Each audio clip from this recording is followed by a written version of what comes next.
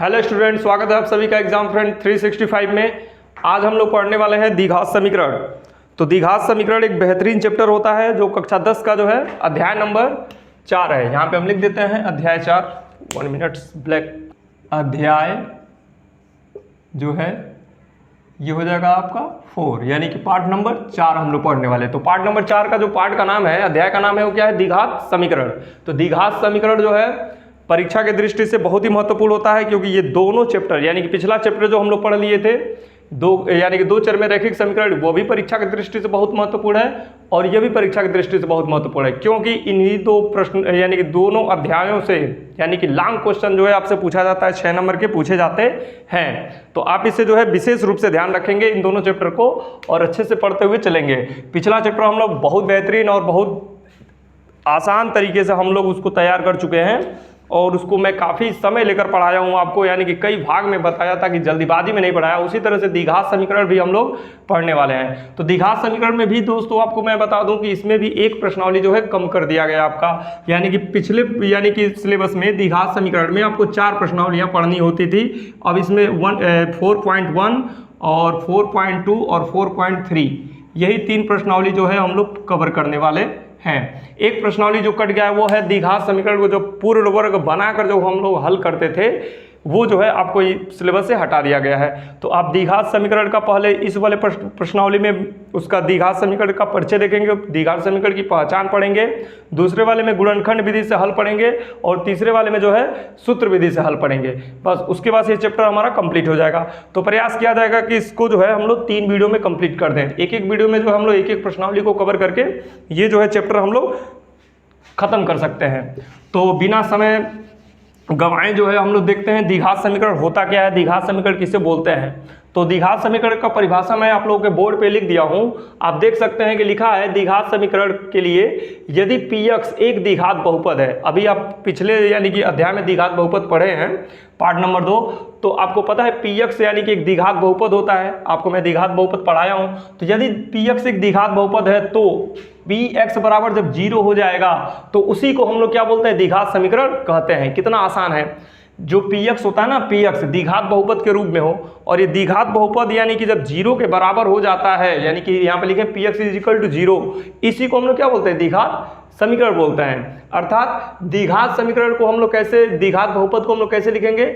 चर x के पदों में समीकरण आपका ax² + bx + c बराबर क्या हो जाएगा? 0। आपको बताया गया था बहुपद में कि ax² + bx + c ये जो है आपका द्विघात बहुपद होता है। तो इस द्विघात बहुपद x के चर में है और पूरे के बराबर हम 0 ले लेते हैं, तो उसी को हम लोग क्या बोलते हैं? द्विघात समीकरण कहते हैं। और एक बात यह भी जान ले, द्विघात समीकरण का क्या है? ये व्यापक रूप है। द्विघात समीकरण का रूप जो है यही होता है। सारे द्विघात समीकरण को हम लोग इससे तुलना कर सकते हैं। और यहाँ पे एक विशेष रूप से आप ध्यान रखेंगे कि a0 क्या होता है? 0, यानी कि x² का जो गुणांक है वो 0 के बराबर नहीं होना चाहिए। 0 के बराबर ही होगा। अगर मान लीजिए यहाँ पे x² का गुणांक 0 हो जाए, a का मान 0 हो जाए, तो क्या होगा? ये द्विघात समीकरण का अस्तित्व खत्म हो जाएगा, क्योंकि x² का गुणांक जो जैसे ही 0 होगा वो 0 बना देगा x² को, और जैसे स्क्वायर वाला यानी कि चर का स्क्वायर हटा तो द्विघात समीकरण न होके क्या हो जाएगा? रैखिक समीकरण हो जाएगा। तो इस वजह से हम लोग इसको जब परिभाषा देते हैं तो बताते हैं a0 = 0 होता है, जहां a b c क्या है? आपका वास्तविक संख्या है, यानी कि a b c ये जो आ रहा है वास्तविक संख्याएं हो सकती हैं। अब वास्तविक संख्या समझते हैं, जितनी भी संख्याएं हैं, परिमेय हो, अपरिमेय हो, भिन्न के रूप में हो, दशमलव के रूप में हो या करड़ी में हो, उसे हम क्या कर सकते हैं? वास्तविक संख्या कहते हैं। एक द्विघात समीकरण कहलाता है, यानी कि ये क्या हो जाएगा? हमारा द्विघात समीकरण कहलाता है। उदाहरण में हम देख लेंगे। उदाहरण क्या होता है? द्विघात समीकरण जो है 3x² + x - 5 = 0 एक द्विघात समीकरण है। ये जो है आपका 3 पद में है, इसे भी हम द्विघात समीकरण बोल सकते हैं। अगर केवल ये 3x² = 0 हो जाए तब भी ये द्विघात समीकरण है। अगर ये जो है आपका केवल x² = 0 हो जाए तब भी ये द्विघात समीकरण है। लेकिन अगर हम x - 5 = 0 लिखे, इन 2 राशि को लिखे, इसको हटा दें तो ये द्विघात समीकरण नहीं होगा। ये द्विघात समीकरण है, ये द्विघात समीकरण नहीं होगा। तो द्विघात समीकरण में कोई जरूरी नहीं है कि आपका 3 पद हो, 2 पद रहेगा, 1 पद रहेगा, तभी द्विघात समीकरण हो सकता है। 2 पद के लिए हम ऐसे भी लिख सकते हैं 3x² + x = 0, यह भी हमारा द्विघात समीकरण हो सकता है। या ऐसे लिख सकते हैं 3x² + 5 इज इक्वल टू क्या हो जाएगा 0, -5 हमने ले लिया तो कोई दिक्कत नहीं, यह भी हमारा द्विघात समीकरण है। जहां पे ऐसे समीकरण हो, आसान भाषा में बता रहा हूं, ऐसे समीकरण जहां पे हो और उस समीकरण में चर की घात कितनी हो, 2 हो, यानी कि चर की घात आप क्या देखेंगे, 2 देखेंगे। जब चर की घात 2 रहेगी तो उसे हम लोग क्या कहेंगे, द्विघात समीकरण कहेंगे। सीधी सीधी बात है। द्विघात यानी कि 2 घात रहेगा तो द्विघात समीकरण होगा, 2 घात नहीं रहेगा तो द्विघात समीकरण नहीं होगा। जैसा कि आप देख रहे हैं यहाँ पे एक जो हमने समीकरण लिखा है x - 5 = 0, इसमें चर की घात 2 नहीं है तो ये द्विघात समीकरण नहीं है। इसमें भी चर की घात 2, इसमें भी है, इसमें भी है और इसमें भी है। तो इस तरह से आपको द्विघात समीकरण समझ में आ गया होगा, द्विघात समीकरण का रूप क्या होता है। तो अगला जो प्रश्नावली है, यानी कि प्रथम प्रश्नावली जो है 4.1 का, उसमें हम लोग यही सीखने का प्रयास करेंगे कि बहुपद यानी कि जो समीकरण दिया है उस समीकरण को हमें यही यानी कि अपने दिमाग से, यानी कि अपने दिमाग से, इट मीन्स ये कि आपको जो परिभाषा पढ़ाएगा इस परिभाषा को आप दिमाग में बैठा लें। इसी के कसौटी पे हम लोग उसको देखेंगे, चेक करेंगे क्या वो द्विघात समीकरण है कि नहीं है। तो पहला जो है प्रश्नावली का 4.1 का पिक्चर जो है आपके स्क्रीन पे लगाया जा रहा है, स्लाइड लगाया जा रहा है, उसमें आप देख सकते हैं। इस प्रश्नावली में 2 प्रश्न हैं। कितने प्रश्न हैं? 2 प्रश्न। पहला प्रश्न और दूसरा प्रश्न। पहले प्रश्न में बहुत सारा समीकरण दिया है, यानी कि 8 समीकरण दिया है। लगभग इन सभी समीकरणों की पहचान कर दी है कि द्विघात समीकरण है कि नहीं है। दूसरे में यानी कि कुछ स्थिति दिया है, उस स्थिति में हम लोग द्विघात समीकरण बनाना सीखेंगे। तो आप इसमें सिर्फ 2 ही प्रश्न हम लोग को पढ़ना है। तो आपको समझ में आ गया होगा, इन दोनों प्रश्नों को हम लोग इसी वीडियो में जो है कवर करने वाले हैं। तो आपको पता चल गया कि पहला जो है प्रश्न, उसमें हमें क्या करना है, जांच करना है कि ये द्विघात समीकरण है कि नहीं है। तो उस प्रश्न को जो है स्लाइड हटा दिया जाए। तो आप देख पा रहे होंगे कि पहला जो है प्रश्न है पहले अध्याय यानी कि पहले प्रश्नावली का, जांच कीजिए कि क्या निम्न द्विघात समीकरण है। तो आप प्रश्नावली को देखे हैं, पिक्चर को देखे, उसमें कितने समीकरण दिए गए हैं, 8 समीकरण दिए गए हैं। तो 8 समीकरण हम नहीं लिखेंगे, एक एक करके एक समीकरण को हम लोग देखेंगे, जांच करेंगे कि क्या ये द्विघात समीकरण है कि नहीं है। तो द्विघात समीकरण को यानी कि जांच करने के लिए सबसे पहले आप द्विघात समीकरण का जो व्यापक रूप है उस रूप में आप समीकरण को परिवर्तित कीजिए। फिर से मेरी बात को सुनिए, द्विघात समीकरण, अगर किसी भी समीकरण को आपको ये मतलब पता करना हो कि ये द्विघात समीकरण है कि नहीं है, तो सबसे पहले आप क्या करेंगे, द्विघात जो भी आपके पास जो समीकरण है उस समीकरण को द्विघात समीकरण के व्यापक रूप में आप उसको परिवर्तित कीजिए और उसी से तुलना कीजिए कि क्या वो द्विघात समीकरण है कि नहीं है। तो एक बार मैं फिर से लिख देता हूँ, व्यापक समीकरण क्या होता है आपका, ax² + bx + c = 0। यही तो द्विघात समीकरण का व्यापक रूप है। इसके रूप में रहेगा तो द्विघात समीकरण है, अगर इसके रूप में नहीं रहेगा तो द्विघात समीकरण नहीं है। तो यहाँ पे हम लोग देखेंगे ये तो इसके रूप में है नहीं, तो इसको हमें गणितीय विधि से इसको रूप में क्या करना पड़ेगा, बनाना पड़ेगा। तो गणित के नियमों को हम देखेंगे, यहाँ पे x है और धन 1 है, तो a + b पे 2 घात के रूप में ये है, तो इसका हम लोग क्या करेंगे, प्रसार करेंगे। तो प्रसार जब इनका होगा तो कैसे होगा, पहले होता है a पे 2 घात, तो x पे 2 घात, धन b पे 2 घात, तो 1 पे 2 घात, फिर धन 2ab यानी कि 2x हो जाएगा, 1 से गुणा करेंगे तो 1 ही आएगा फिर बराबर हो जाएगा आपका 2 से, ब्रैकेट के बाहर कोई भी राशि हो तो उसका कोष्टक के अंदर गुणा, 2 का गुणा x में होगा 2x - 2 कितना हो जाएगा 6। तो इस तरह से आप देख पा रहे हैं यहाँ पे हमने क्या किया, a + b का होल स्क्वायर का प्रसार किया है। तो प्रसार करेंगे तो ये ऐसे प्राप्त होगा और यहाँ पे इनका गुणा, 2 का गुणा हुआ है कोष्टक के अंदर तो ऐसे प्राप्त हुआ। अब इनका पक्षांतर करेंगे हम लोग, पक्षांतर करेंगे x² प्लस, पहले इसको लिखेंगे 2x, इस 2x को इधर लाएंगे तो -2x और यहाँ पे 1 का स्क्वायर है तो क्या हो जाएगा +1 और ये आएगा तो प्लस क्या हो जाएगा 6 = क्या हो जाएगा 0। यहाँ पर हम ये देखेंगे x² जैसे वैसे रहेगा, ये तो कैंसिल हो जाएगा और आपका हो जाएगा +7 = क्या हो जाएगा 0। अब ये बताइए, ये जो आपका समीकरण आया है ये व्यापक रूप के रूप में बन गया कि नहीं बन गया, तो निश्चित रूप से बन गया है। अब देखिए ax² यानी कि ax² के रूप में है, a का मान यहाँ पे क्या है 1 और x² है, फिर उसके बाद से bx, तो bx क्या हो गया, यानी कि b का मान क्या है 0, इसलिए यानी कि 0 से x में गुणा होकर वो क्या हुआ, विलुप्त हो गया है। और यहाँ पे c का मान क्या है 7, तो x² होना चाहिए, ये दोनों हो या ना हो। अभी हम आपको बताए थे इन दोनों का उतना यानी कि होना इंपॉर्टेंस नहीं है, सबसे ज़्यादा इनका होना जो है महत्वपूर्ण है। अगर ये रहेंगे तभी द्विघात समीकरण होगा, अगर ये नहीं रहेंगे तो द्विघात समीकरण नहीं होगा। तो यहाँ पे x² है और धन 7 = 0 है, तो ये द्विघात समीकरण है। तो हम लिख सकते हैं यहाँ समीकरण A X square plus B X धन सी बराबर 0 के रूप में है और ए नॉट इक्वल टू 0 है। आप देख सकते हैं ए जो है आपका 0 के बराबर नहीं है, यहाँ पे एक्स स्क्वायर का गुणांक क्या है 1, तो वो 0 के बराबर नहीं है, इसलिए क्या हो जाएगा, इसलिए जो है द्विघात समीकरण यानी कि इसलिए अभिष्ट समीकरण क्या लिखे, कैसे भाषा लिखे इसका, इसी का नंबर दे देते हैं, इसलिए नंबर 1 जो समीकरण है, नंबर 1 समीकरण द्विघात समीकरण ऐसे लिख देंगे द्विघात। तो इस तरह से हम लोग पहला जो है निष्कर्ष निकाल चुके हैं कि जो फर्स्ट नंबर जो यानी कि समीकरण है वो क्या है, द्विघात समीकरण है, यानी कि फर्स्ट नंबर वाला क्या है, द्विघात समीकरण है।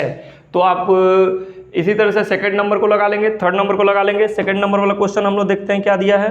तो सेकंड नंबर में आपका दिया है एक्स स्क्वायर, पहले नंबर लिख लेते हैं, second number x square minus 2x is equal to -2 और नेक्स्ट ब्रैकेट में क्या दिया है 3 माइनस एक्स। इसको बताने की क्या ये द्विघात समीकरण है कि नहीं है, तो मैं पहले आपको क्लियर कर चुका हूं कि आप पहले उसको क्या कीजिए, व्यापक रूप में कन्वर्ट कर दीजिए। द्विघात समीकरण जो भी समीकरण दे उसे व्यापक रूप में कन्वर्ट कीजिए। तो व्यापक रूप में कन्वर्ट करेंगे तो इधर से कुछ करना नहीं है, x square minus 2x is equal to, इनका मल्टीप्लाई कराएंगे, गुणा कराएंगे इसमें, तो -2 का गुणा 3 में होगा तो क्या हो जाएगा -100, फिर माइनस माइनस का गुणा हो जाएगा प्लस, 2 का गुणा x में हो जाएगा तो हो जाएगा 2x। अब हम क्या करेंगे, सबको इस पक्ष में पक्षांतर कर लेंगे, तो यहाँ पे एक्स स्क्वायर है माइनस 2x है, ये आएगा तो क्या हो जाएगा -2x हो जाएगा, और उसके बाद ये माइनस 6 इधर आएगा तो क्या हो जाएगा धन 6 और बराबर क्या हो जाएगा 0। तो यानी कि लेफ्ट में कुछ नहीं बचा, तो एक्स स्क्वायर माइनस ये -2 यानी कि क्या हो जाएगा -4x हो जाएगा और प्लस क्या हो जाएगा 6 इज इक्वल टू 0। तो आप देख सकते हैं इसका रूप बन रहा है कि नहीं बन रहा है। ए का मान यहाँ पे क्या है 1, बी का मान क्या है -4, सी का मान क्या है 6, तो यानी कि ये जो है इसके रूप में है, तो ये द्विघात समीकरण है। तो आप यही भाषा लिखेंगे यहाँ पे, समीकरण क्या लिखेंगे यहाँ, समीकरण A X square plus B X plus C बराबर 0 के रूप का है, और A nought is equal to क्या है 0 है, इसलिए सेकंड नंबर का जो समीकरण है द्विघात समीकरण है। तो यह भी हमारा क्या है द्विघात समीकरण है। तीसरा नंबर देख सकते हैं हम लोग, थर्ड नंबर वाला क्या दिया है क्वेश्चन, ऐसे ही आपको जल्दी जल्दी जो है हम सॉल्व करा देते हैं। थर्ड नंबर का क्वेश्चन क्या दिया है, थर्ड नंबर का क्वेश्चन जो है आपका x-2 और x+1 is equal to x-1 और x+3। इसे हम लोग चेक करेंगे कि क्या ये द्विघात समीकरण है कि नहीं है। तो वही पुरानी बात है, आप इसे व्यापक रूप में क्या कीजिए कन्वर्ट कीजिए। तो व्यापक रूप में आप इसे कन्वर्ट करेंगे तो आप देख रहे हैं यहाँ पे ये कोष्टक है, ये कोष्टक है, इसका मल्टीप्लाई इसके साथ, इन दोनों का गुणा इनके पास, और गुणा करने के बाद सबको क्या करिए पक्षांतर कर लीजिए, और पक्षांतर करने के बाद इसको व्यापक रूप बना लेंगे। उसके बाद हम लोग पता करेंगे, डिसीजन लेंगे कि ये द्विघात समीकरण है कि नहीं है। तो चलिए गुणा करते हैं फटाफट बिना देरी का। तो एक्स का एक्स में गुणा होगा तो हो जाएगा एक्स स्क्वायर, फिर एक्स का 1 में होगा तो हो जाएगा एक्स, फिर -2 का x में होगा तो हो जाएगा -2x, फिर -2 का -1 में होगा तो -2 हो जाएगा, इज इक्वल टू पहले वाले का गुणा हम लोग कर लिए, इसका गुणा करेंगे x का मल्टीप्लाई होगा एक्स स्क्वायर, फिर x का मल्टीप्लाई 3 में होगा तो हो जाएगा +3x, और -1 का मल्टीप्लाई x में होगा तो -x हो जाएगा, -1 का मल्टीप्लाई 3 में होगा तो -3 हो जाएगा। गुणा आप चेक कर सकते हैं, आपको गुणा आता है, ये बताने की जरूरत नहीं है, छोटे क्लास में आप पढ़ कर आए हैं। तो यहाँ पे x स्क्वायर है, इस x स्क्वायर को इधर लाएंगे तो -x स्क्वायर, फिर प्लस यहाँ पे x -2 है, तो इसे जो है हम लोग यहाँ पे जो है इन दोनों को जोड़ लेंगे क्योंकि ये सजाती है ना, तो -x हो जाएगा। फिर उसके बाद से इस यहाँ पे इनका सिंप्लीफिकेशन करेंगे तो ये धन 3 और ऋण 1, तो 3 में से 1 चला जाएगा 2 हो जाएगा, धन 2 इधर आएगा तो क्या हो जाएगा -2x हो जाएगा, और यहाँ पे -2 है और ये आएगा तो हो जाएगा धन 3 बराबर क्या हो जाएगा 0। अब यहाँ पे ये देखिए एक्स स्क्वायर से एक्स स्क्वायर कैंसिल, ये दोनों बराबर, एक प्लस एक माइनस है तो कैंसिल हो जाएगा। तो क्या आपका निष्कर्ष निकला -1 -2 तो हो जाएगा -3x और +1 इज इक्वल टू क्या हो जाएगा 0। अब ये जो है द्विघात समीकरण नहीं है, देखिए चर की घात 2 है नहीं है, तो चर की घात 2 नहीं है तो इस वजह से हम कह सकते हैं ये जो है आपका द्विघात समीकरण नहीं है। आप देख रही है व्यापक रूप से कन्वर्ट कीजिए, ए एक्स स्क्वायर है नहीं है, डायरेक्ट कहाँ से स्टार्ट हो रहा है बी एक्स प्लस सी से स्टार्ट हो रहा है। केवल ये 2 पद दिया आपको, मैं पहले ही बता चुका हूँ, इसका परिभाषा दिया हूँ द्विघात समीकरण का, तो पहले बताया हूँ कि ये पद होना अनिवार्य है। अगर ये पद रहे, ये दोनों ना रहे तब भी द्विघात समीकरण होगा, अगर ये नहीं रहेगा तो द्विघात समीकरण नहीं होगा। तो वही चीज़ें जो है यहाँ पे हो रही हैं, एक्स स्क्वायर की अनुपस्थिति है, इस वजह से द्विघात समीकरण नहीं होगा। तो इसका भाषा यहाँ पे लिखेंगे यहाँ समीकरण A X square plus B X plus C is equal to 0 के रूप का नहीं है, के रूप का नहीं है। इसलिए क्या हो जाएगा, यानी कि जो थर्ड नंबर का जो समीकरण है द्विघात समीकरण नहीं है, द्विघात। बात आपको समझ में आ गया होगा, पहला और दूसरा हमारा द्विघात समीकरण है और तीसरा जो समीकरण है वो द्विघात समीकरण नहीं है। तो इस प्रकार जो है हम लोग भाषा भी सीख चुके हैं कि कैसे हम लिखेंगे कि द्विघात समीकरण है कि नहीं है। आपको व्यापक रूप का जो समीकरण है उससे तुलना करके उसके कसौटी पे हम लोग चेक करते हैं कि ये द्विघात समीकरण है कि नहीं है। साधारण भाषा में कहा जाए तो द्विघात समीकरण तभी होगा जब उस समीकरण में चर की घात क्या हो, 2 हो, तभी उसे द्विघात समीकरण कहेंगे। अगर 2 घात चर की नहीं है तो द्विघात समीकरण नहीं होगा। बाकी का प्रश्न आप लोग लगाने का प्रयास कर सकते हैं। अब हम उसका सिस्टमेटिक भाषा में आपको समझा दिया हूं, कैसे आप इसका नोट्स बना सकते हैं, कैसे लिख सकते हैं। बाकी जो उसका सलूशन मैं आपको दिखला देता हूं फास्ट तरीके से। तो फोर्थ नंबर जो है हमारा है, फोर्थ नंबर का जो समीकरण है वो क्या दिया है, x माइनस 3 और नेक्स्ट ब्रैकेट में दिया है 2x plus 1 is equal to x और नेक्स्ट ब्रैकेट में x प्लस 5 दे दिया है आपका। तो देखते हैं ये हमारा द्विघात समीकरण है कि नहीं है। तो वही प्रोसेस इनका भी हम क्या करेंगे, गुणा कराएंगे। तो गुणा आपको पता है, पहले x का इसमें गुणा होगा तो 2x स्क्वायर हो जाएगा, गुणा आप समझ पा रहे होंगे। फिर x का 1 में होगा तो प्लस x हो जाएगा। फिर माइनस 3 का इसमें करेंगे तो माइनस 3 2 जा 6 और x हो जाएगा। फिर माइनस प्लस का गुणा होगा तो माइनस 3 1 जा 3 हो जाएगा इज इक्वल टू x का मल्टीप्लाई इसमें करेंगे x स्क्वायर प्लस 5x हो जाएगा। बातें आपको समझ में आ रही होंगी। अब हम लोग पक्षांतर कर लाएंगे यहाँ पे, तो 2x स्क्वायर है और ये x स्क्वायर को इधर लाएंगे तो माइनस x स्क्वायर हो जाएगा और यहाँ पे प्लस और यहाँ पे माइनस 5x बचेगा, ये आएगा तो ये क्या हो जाएगा, माइनस 5x हो जाएगा और प्लस क्या हो जाएगा 3 इज इक्वल टू 0। अब देख पा रहे हैं यहाँ पे इसमें से सब्ट्रैक्ट होगा तो हो जाएगा x स्क्वायर और minus 10x plus 3 is equal to 0।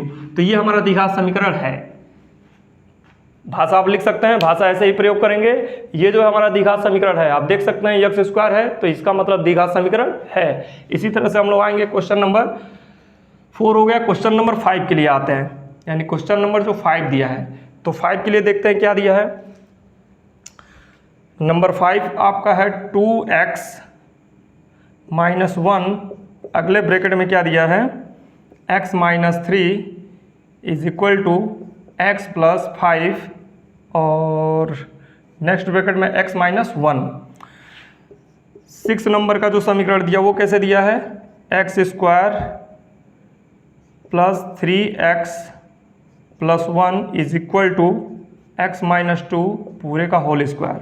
फिर उसके बाद से 7 नंबर का जो समीकरण दिया वो कैसे दिया है उसको देखते हैं, x प्लस 2 का होल क्यूब दिया है is equal to 2x, next bracket में आपका दिया है x स्क्वायर माइनस 1 और लास्ट वाला नंबर 8 वाला जो हमारा समीकरण है वो देखते हैं किस प्रकार से दिया है, x cube minus 4x square minus x plus 1 is equal to x minus 2 का होल क्यूब दिया है ऐसे।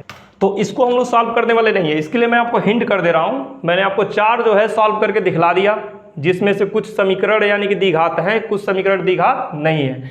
तो जैसे मैं 4 इक्वेशन यानी कि 4 समीकरणों को दिखलाया है, लिखा है, वैसे ही आप इसके लिए भी काम कर सकते हैं। क्या करना है आपको, आप इसका तो आप समझ रहे हैं, इस कोष्टक का इस कोष्टक में गुणा कराएंगे, इस कोष्टक का इस कोष्टक में गुणा कराएंगे, गुणा कराकर सबको एक पक्ष में कर लेंगे और गणित के नियमों से सबका संयोजन यानी कि जोड़ घटाना कर लेंगे। उसके बाद से व्यापक रूप आपका बन जाएगा। अगर व्यापक इसको फॉलो करता है तो द्विघात समीकरण है, अगर इसको फॉलो नहीं करता है तो द्विघात समीकरण नहीं है। तो आप इसे चेक कर लेंगे। इसका काम क्या करेंगे, ये तो आपका प्रसार करके दिया है, इसका कुछ कर नहीं सकते। यहाँ पे जो है दायां पक्ष जो है इसमें आप जो है x माइनस 2 जो दिया है a माइनस बी का होल स्क्वायर का फार्मूला एक्सपेंड करेंगे, प्रसार करेंगे, प्रसार करके पक्षांतर करेंगे उसके बाद से नतीजा आपको मिल जाएगा। तो यहाँ पे हमको दिख रहा है साफ ये द्विघात समीकरण नहीं है, क्योंकि यहाँ पे एक्स स्क्वायर इधर आएगा कट जाएगा, ये द्विघात समीकरण नहीं होगा। 6 नंबर। 7 नंबर के लिए आप क्या करेंगे, x+2 का होल क्यूब दिया, यानी कि a+b का होल क्यूब के रूप में, यानी कि इसका क्या करेंगे, प्रसार करेंगे।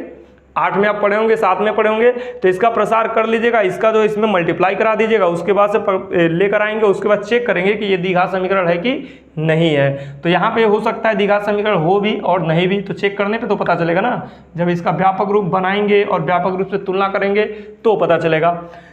8 नंबर में आपको क्या करना है, इसका कुछ नहीं कर पाएंगे, इसका तो प्रसार आपका करके दिया है, इनका a - b का होल क्यूब के रूप में इसका प्रसार करेंगे, पक्षांतर करेंगे और उसके बाद से निष्कर्ष निकालेंगे कि ये द्विघात समीकरण है कि नहीं है। तो इस तरह से आप इसका जो है हमने आपको होमवर्क कर दे दिया है, इसको जो है घर पे आप ट्राई करेंगे और आंसर शीट से मिलाएंगे कि द्विघात समीकरण है कि नहीं है। बाद का क्वेश्चन हम लोग देखते हैं। तो इस प्रश्न में हम लोग यही सीख पाए हैं कि द्विघात समीकरण की पहचान, यानी कि द्विघात समीकरण को कैसे पहचाने, कौन द्विघात समीकरण है और कौन समीकरण द्विघात नहीं है। तो पहचान तो हमारी हो चुकी। अब हम लोग कुछ ऐसी स्थिति आती है, कुछ सेंटेंस यानी कि ऐसे होते हैं जिनसे द्विघात समीकरण बनते हैं। तो उन सेंटेंस, उन स्थिति, उन समस्याओं के लिए जो द्विघात समीकरण बनाते हैं, तो द्विघात समीकरण कैसे बनता है वो चीज़ हम लोग सीखेंगे, द्विघात समीकरण बनाना। तो ये जो है हमारा प्रश्न नंबर 2 है। तो प्रश्न नंबर 2 के लिए हम लोग आते हैं। तो प्रश्न नंबर 2 आप बोर्ड पे देख पा रहे होंगे। प्रश्न नंबर 2 में हमें क्या लिखा है, निम्न स्थितियों को द्विघात समीकरणों के रूप में निरूपित कीजिए। तो जो स्थिति दिया है उसे जो है आपको द्विघात समीकरण के रूप में निरूपित करना है। तो जो स्थिति दिया है, यहाँ पे हमने 2 स्थिति को ही लिखा है, क्योंकि बाकी की 2 स्थिति को हम लोग बाद में देखेंगे। पहले 2 स्थिति को जो हम लोग द्विघात समीकरण में निरूपित कर लें। तो आप देख पा रहे हैं यहाँ पे ये जो स्थिति दिया है ना, नंबर 1 और नंबर 2, इन दोनों स्थितियों से हमें जो है द्विघात समीकरण को बनाना है। तो देखते हैं पहली स्थिति क्या कह रही है। पहली स्थिति आपका ये है, कह रहा है एक आयताकार भूखंड का क्षेत्रफल 528 मीटर स्क्वायर है, क्षेत्र की लंबाई मीटरों में चौड़ाई के 2 गुने से, यानी कि 2 गुने से 1 अधिक है। हमें भूखंड की लंबाई और चौड़ाई ज्ञात करनी है। तो हमें भूखंड की लंबाई और चौड़ाई को ज्ञात करना है।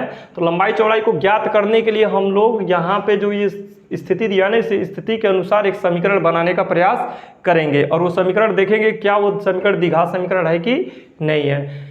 तो यहाँ पे देखेंगे हम लोग, स्टार्ट करते हैं। बस द्विघात समीकरण आपको बनाना है, उसको हल करना नहीं है। तो सबसे पहले कह रहे हैं एक आयताकार भूखंड का क्षेत्रफल, यानी कि एक आयताकार भूखंड है, उस भूखंड का क्षेत्रफल आपको दे दिया गया है और आपको आगे जो है निर्देशित किया जा रहा है कि क्षेत्र की जो लंबाई है, यानी कि जो क्षेत्र है ये भूखंड, उसका जो लंबाई है मीटर में है और लंबाई जो है चौड़ाई का क्या है 2 गुना है। लंबाई जो है चौड़ाई का क्या है 2 गुना है। तो सबसे पहले यानी कि यहाँ पे लंबाई और चौड़ाई को यानी कि शर्त में बता रहा है, तो उसी को हम मान लेंगे कि लंबाई क्या है चौड़ाई क्या है। तो यहाँ पे लिखेंगे माना भूखंड, माना क्षेत्र, जो क्षेत्र है ना, लिखेंगे माना क्षेत्र की लंबाई, क्षेत्र की लंबाई को हम मान लेंगे कि x मीटर है। क्षेत्र की जो लंबाई वो क्या है x मीटर है। तो जैसे ही क्षेत्र की लंबाई x मीटर होगी तो कह रहा है कि लंबाई जो है ना क्या है 2 गुना है। किसका 2 गुना है, उसके चौड़ाई का। तो चौड़ाई इसका क्या हो जाएगा 2 गुना, यानी कि चौड़ाई जो इसका क्या होगा 1/2 हो जाएगा। तो आप चाहें तो इसको चौड़ाई को x मानकर लंबाई को 2x कर सकते हैं, ऐसे भी कर सकते हैं, या जो है हम लोग ऐसे ही कर सकते हैं। पहले हम लोग चौड़ाई को ले लेते हैं क्योंकि उसमें भिन्न आ जाएगा, फ्रैक्शन आ जाएगा, तो भिन्न आ जाएगा, आपके लिए थोड़ा सा प्रॉब्लम हो जाएगा। तो हम इसको आसान बनाने के लिए पहले हम लंबाई को मान रहे हैं। तो माना क्षेत्र की लंबाई को नहीं चौड़ाई को मान रहे हैं, माना क्षेत्र की चौड़ाई। आप देखिए हमने क्षेत्र की पहले चौड़ाई को मान लिया, तो चौड़ाई के 2 गुने का क्या है लंबाई। तो जैसे ही चौड़ाई को x मानेंगे तब यानी कि जो हमारा क्षेत्र की जो लंबाई होगी, क्षेत्र की जो लंबाई होगी वो क्या हो जाएगी आपकी 2x मीटर हो जाएगी। बात आपको समझ में आ रहा होगा, क्योंकि क्षेत्र की लंबाई जो है ना 2 गुना है। क्या है 2 गुना, किससे 2 गुना है चौड़ाई से। तो हमने मान लिया चौड़ाई x है, तो x का 2 गुना क्या हो जाएगा 2x, तो इसलिए लंबाई क्या हो जाएगा 2x हो जाएगा। और आपको पता है क्षेत्रफल कैसे निकालते हैं, लंबाई गुणे चौड़ाई बराबर क्या होता है क्षेत्रफल। यानी कि अगर हम लंबाई का गुणा चौड़ाई में कर दें तो क्या निकल कर आता है, उस भूखंड का क्षेत्रफल निकल कर आता है। ये काफ़ी छोटे क्लास से आप ये बात को पढ़ते हुए आ रहे हैं। तो यहाँ पे लंबाई कितना है 2x इंटू चौड़ाई कितना है x बराबर क्षेत्रफल आपका दिया है प्रश्न में, क्षेत्रफल कितना दिया 528 वर्ग मीटर दिया है। तो इसका मल्टीप्लाई करेंगे तो कितना हो जाएगा ये 2x², और इसको इधर लेकर आ देंगे -528 बराबर क्या हो जाएगा 0। अब ये बताइए हमारा द्विघात समीकरण है कि नहीं है ना। यहाँ पे चर की घात क्या है 2 है, तो ये द्विघात समीकरण के रूप का है। b जो है 0 के बराबर है, c का मान यहाँ पे -528 है। तो हम लोग लिख सकते हैं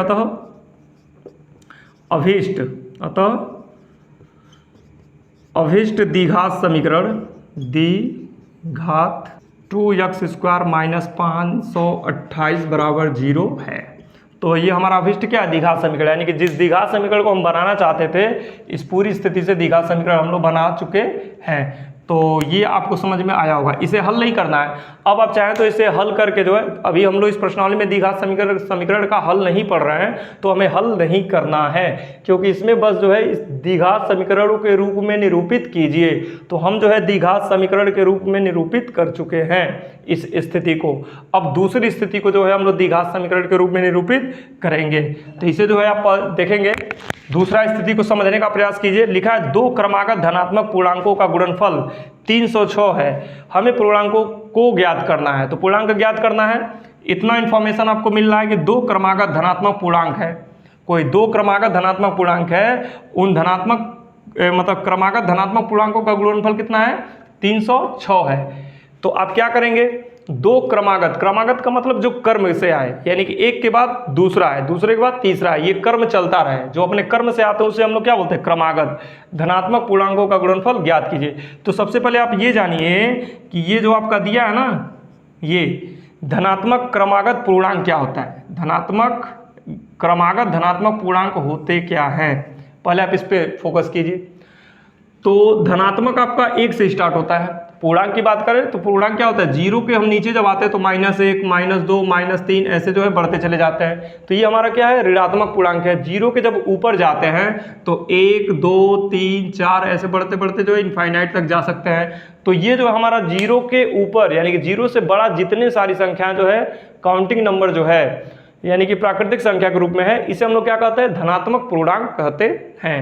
और यहाँ पे 0 के नीचे जाएंगे तो उसे क्या बोलते हैं ऋणात्मक पूर्णांक बोलते हैं। तो धनात्मक पूर्णांक आपको समझ में आ गया है। तो धनात्मक पूर्णांक का जो पहला राशि वो क्या है 1 है, तो 1 से स्टार्ट होगा, 1 2 3 4 5 6, तो ये क्या है क्रम से है। तो आप ये बताइए 1 के बाद 2 आया, तो क्यों आया, क्योंकि 1 में हमने 1 को क्या किया बढ़ा दिया, जोड़ दिया। फिर 2 के बाद 3 आया तो उसमें भी हम 1 क्या किए जोड़ दिए।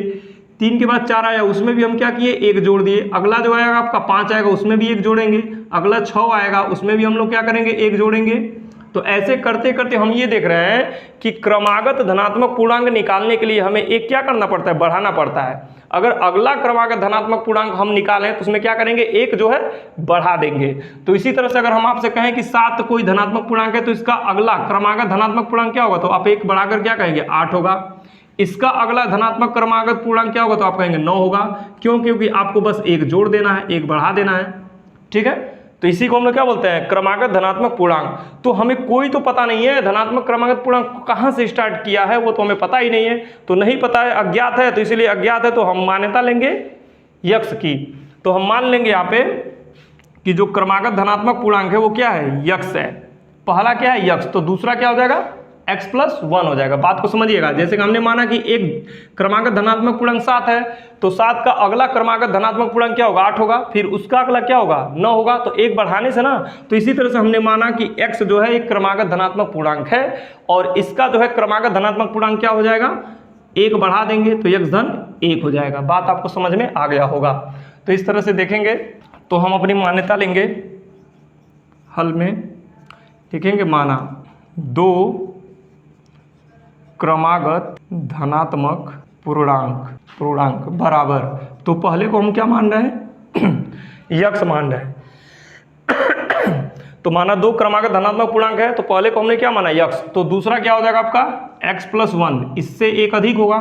तो हमने 2 धनात्मक क्रमागत पूर्णांक ले लिया।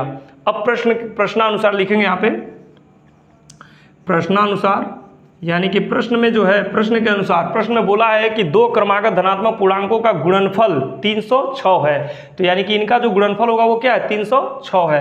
तो यानी कि x गुणे x धन 1 का गुणनफल हम क्या ले लेंगे, 306 ले लेंगे। अब इसे हल करके हम लोग द्विघात समीकरण के रूप में बना लेंगे। तो x का x में गुणा करेंगे क्या हो जाएगा, x स्क्वायर, फिर x का 1 में गुणा होगा तो हो जाएगा x, इनको हम लोग इधर लेकर आ जाएंगे तो -306 बराबर हो जाएगा 0। तो इस तरह से देख रहे हैं ये जो समीकरण प्राप्त हुआ है क्या द्विघात समीकरण है। तो इस स्थिति को हम लोग द्विघात समीकरण में कन्वर्ट कर चुके हैं। तो यहाँ पे लिखेंगे अतः अभिष्ट द्विघात समीकरण, अतः अभिष्ट द्विघात समीकरण x स्क्वायर धन x माइनस 306 बराबर 0 है। तो इस तरह से दूसरा स्थिति से भी हम द्विघात समीकरण बना चुके और पहली स्थिति से भी द्विघात समीकरण बना चुके। बाकी का हम लोग का 2 स्थिति बचा है, नंबर 3 स्थिति और नंबर 4 स्थिति, उसको भी हम लोग कर लेते हैं। तो इसके पहले जो है, तो बाकी का जो 2 स्थिति है, नंबर 3 नंबर 4 आपको बोर्ड पे दिख रहा होगा। अब इन स्थिति को हम लोग देखते हैं। तो तीसरा स्थिति ये कह रहा है कि रोहन की माँ उससे 26 वर्ष क्या है, बड़ी है, उनकी आयु वर्षों में का गुणनफल कितना है, अब से 3 वर्ष पश्चात 360 हो जाएगी। यानी कि उनकी आयु वर्षों में, यानी कि उनकी आयु का गुणनफल अब से 3 वर्ष पश्चात, यानी कि 3 वर्ष बाद जो है क्या हो जाएगी, 360 हो जाएगी। तो आपको जो है हमें लिखा है कि हमें रोहन की वर्तमान आयु ज्ञात करनी है। तो हमें रोहन की वर्तमान आयु ज्ञात करनी है। तो इसके लिए हम लोग उपयुक्त एक रैखिक समीकरण यानी कि द्विघात समीकरण बनाएंगे। वो द्विघात समीकरण देखेंगे कि हमारा किस रूप में आ रहा है। तो इसको हम हल करने का प्रयास करेंगे, आप देखेंगे।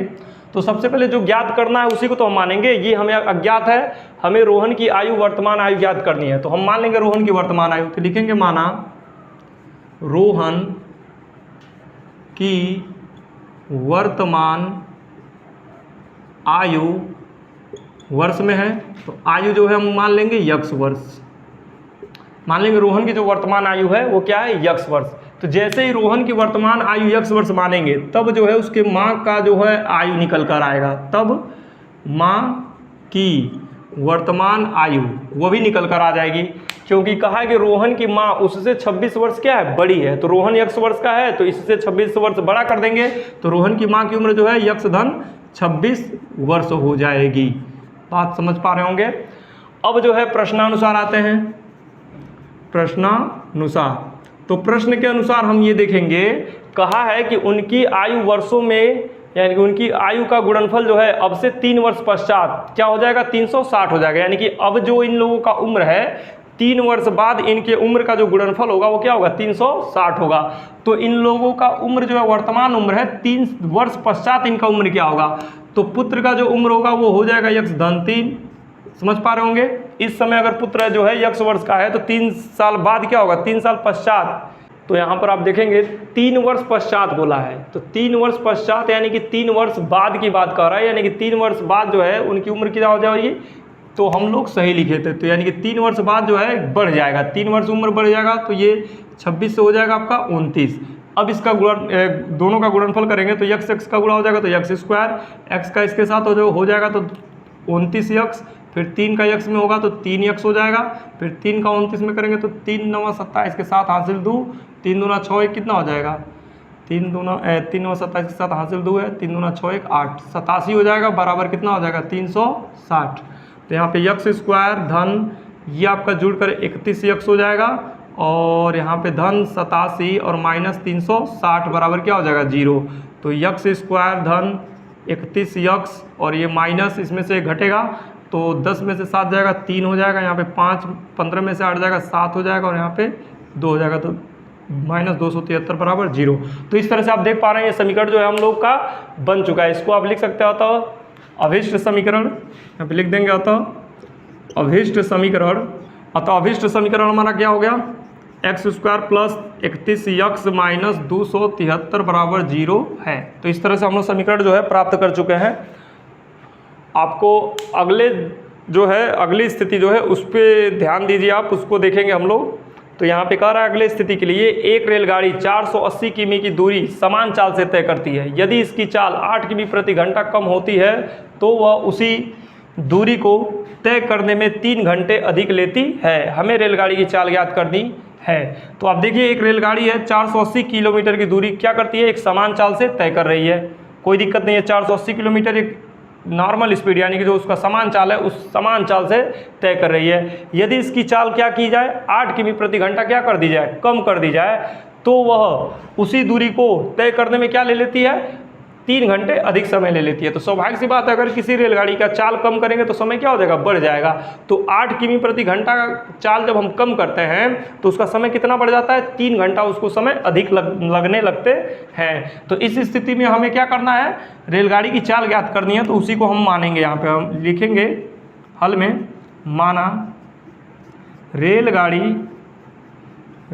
की जो चाल है, माना रेलगाड़ी की चाल बराबर x किमी प्रति घंटा यानी कि x किलोमीटर प्रति घंटा हम मान लेंगे कि रेलगाड़ी की क्या है, चाल है।